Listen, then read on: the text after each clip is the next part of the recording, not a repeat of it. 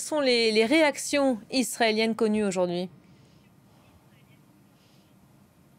Alors pour l'instant, en tout cas, il n'y a pas de réaction de la part du cabinet du Premier ministre, ni de réaction de la part du ministère de la Défense. Alors suite à la publication de l'enquête, NSO Group affirme bien que le gouvernement israélien ne contrôle pas l'utilisation qui est faite des logiciels par les clients qui les achètent. Mais ce qui est certain et ce qu'il faut bien comprendre, c'est qu'NSO, qui est une entreprise très importante pour Israël, une sorte de fleuron national, marche main dans la main avec l'exécutif.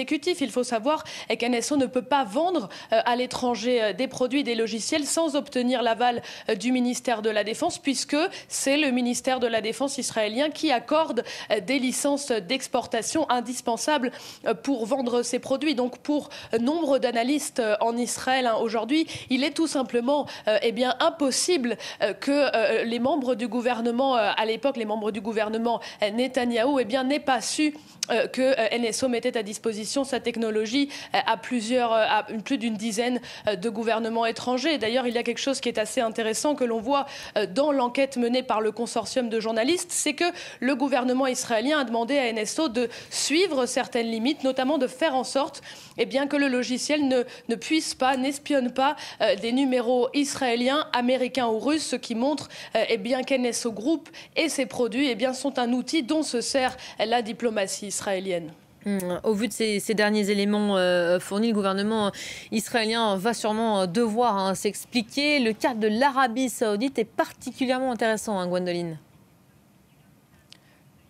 Oui, c'est intéressant parce qu'à l'époque, c'était en 2017, Haaretz, le journal israélien, avait révélé qu'en 2017,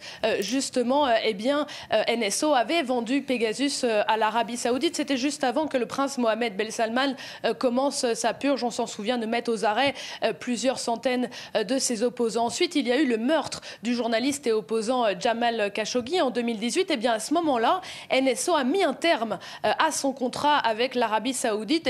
L'on apprend grâce à l'enquête que les autorités israéliennes ont demandé à NSO de continuer le travail avec l'Arabie saoudite ainsi qu'à plusieurs autres entreprises israéliennes de cybersécurité. Et là, on retrouve ce qui est une priorité stratégique pour Israël, consolider les alliances avec les pays du Golfe pour isoler l'Iran. Et encore une fois, ces outils israéliens de cybersécurité servent les autorités israéliennes dans leur diplomatie.